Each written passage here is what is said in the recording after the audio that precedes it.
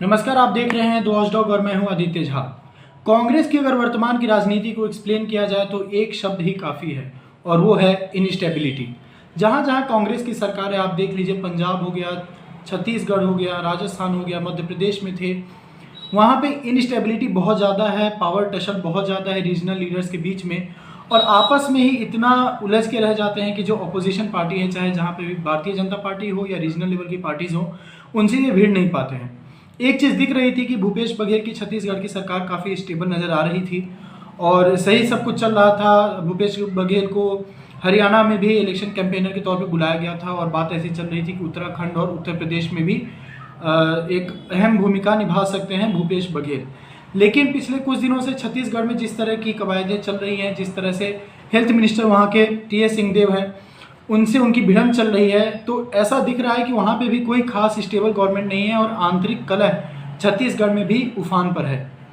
तो ये बात पीछे ले चलते हैं आपको 2018 में, जब चुनाव हो रहे थे और उस समय 2018 के चुनाव के नतीजे जो थे वो काफ़ी चौंकाने वाले थे, क्योंकि बीजेपी वहाँ पे रमन सिंह सरकार थी, लेकिन 90 में से सिर्फ 15 सीट बीजेपी ला पाई और 68 सीट लाते हुए कांग्रेस ने सबको चौंका दिया। ऐसा लगा कि एक लहर सी आई, लेकिन किसी एक इंडिविजुअल की लहर वहाँ पे थी नहीं, क्योंकि जहाँ जहाँ चुनाव पे जा रहे थे कांग्रेस के कार्यकर्ता या हाईकमान स्वयं राहुल गांधी, वहाँ पे वो डिफरेंट नाम को प्रमोट कर रहे थे। अगर मान लीजिए कि सेंट्रल छत्तीसगढ़ में भूपेश बघेल का पकड़ है, तो वहाँ पे भूपेश बघेल को आगे कर रहे थे। वेस्टर्न छत्तीसगढ़ में जैसे कि टी.एस. सिंहदेव का प्रकोप है, तो वहाँ पे वो उन्हें आगे कर रहे थे।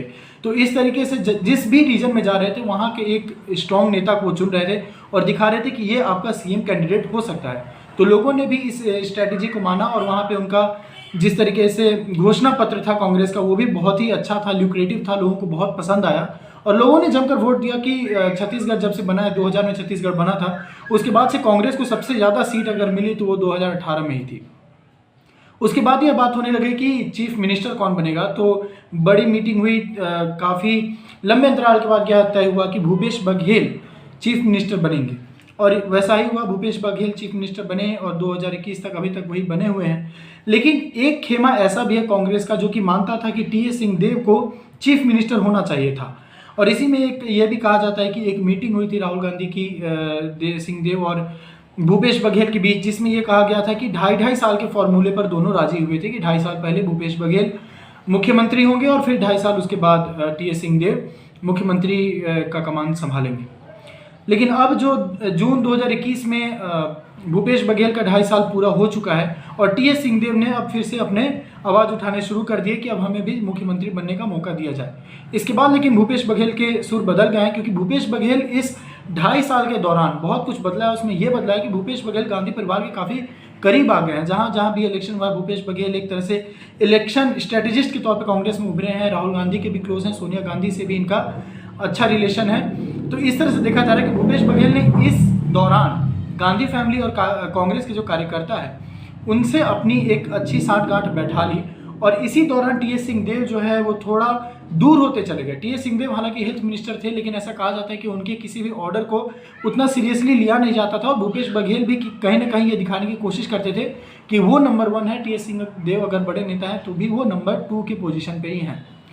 अब क्या हुआ है, टी.एस. सिंहदेव लगातार अपने जो कार्यकर्ता है और उनके साथ में कई सारे मंत्री भी हैं और एमएलए भी हैं, और वो इस बात को अब आगे कर रहे हैं कि उन्हें मुख्यमंत्री बनने का मौका दिया जाए, और भूपेश बघेल को अगर इलेक्शन स्ट्रैटेजिस्ट के तौर पर अगर वो अच्छा काम कर रहे हैं तो उन्हें केंद्र में बुला दिया जाए। लेकिन भूपेश बघेल का यह मन है कि वो पूरे 5 साल पहले चीफ मिनिस्टर बने और उसके बाद हाईकमान जैसा उन्हें संदेश देती है वो उस पर काम करेंगे। भूपेश बघेल हालांकि ये बार बार कहते आ रहे हैं, और ये एक तरीके से राजनीति में आप चाल कह सकते हैं कि वो बार बार हाईकमान का नाम ले रहे हैं कि हाईकमान जब ऑर्डर देगी वो सीट छोड़ देंगे मुख्यमंत्री का, और जैसा उन्हें ऑर्डर मिलेगा वो वैसा काम करेंगे। तो ये दिखाता है कि हाईकमान को जब बार बार जब वो रिस्पॉन्सिबल ठहरा रहे हैं, तो इसका मतलब ये है कि हाईकमान का भरोसा कई हद तक उन्होंने जीत लिया, जो कि आज के समय में सचिन पायलट जैसे नेता भी कहीं ना कहीं गांधी परिवार से दूर होते हुए नजर आए। अब इसमें 2 लीडर्स ने बड़ा रोल अपनाया है। आप देखें, के.सी. वेणुगोपाल और पी.एल. पुनिया छत्तीसगढ़ के इंचार्ज माने जाते हैं। वही वहाँ के पॉलिटिकल स्टेबिलिटी को ध्यान रखने का काम कर रहे हैं। 2014 के बाद से ही शायद, या 2018 में तो काफ़ी एक्टिव थे वो।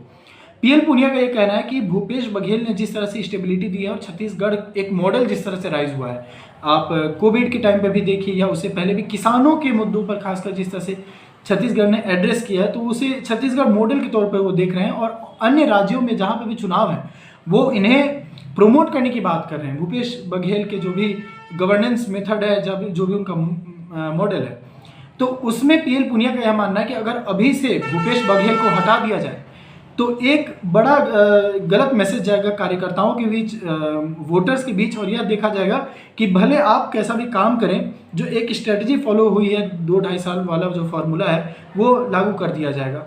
तो पीएल पुनिया हो गए या फिर वेणुगोपाल हो गए, वो इसके पक्ष में नहीं है। अब हाईकमान ने भी एक तरीके से जाहिर कर दिया है कि भूपेश बघेल सीएम बने रहेंगे। भूपेश बघेल की मीटिंग थी राहुल गांधी के साथ, जब वो वापस आए तो उन्होंने यह साफ कह दिया कि अभी कोई भी इस तरह का फेरबदल देखने को मिलेगा नहीं, वो चीफ मिनिस्टर बने रहेंगे। अब देखने वाली बात यह है कि टी.एस. सिंहदेव इस पर क्या प्रतिक्रिया देते हैं, क्या वो हाईकमान के विरुद्ध में जाएंगे, क्या एक्शन लेंगे। वो उनके कार्यकर्ताओं से उनकी मुलाकात हो रही है लगातार, और जो भी एमएलए उनके पक्ष में उनसे उनकी मुलाकात हो रही है, और देखने वाली बात होगी कि वो क्या निर्णय लेते हैं। और भूपेश अगर वो सरकार जिस तरह से चल रही है उसी तरह से चलने के समर्थन में आते हैं, तो भूपेश बघेल के साथ उनका क्या इक्वेशन रहेगा और कांग्रेस आगे इन दोनों को साथ लेकर के कैसे चल सकती है। धन्यवाद।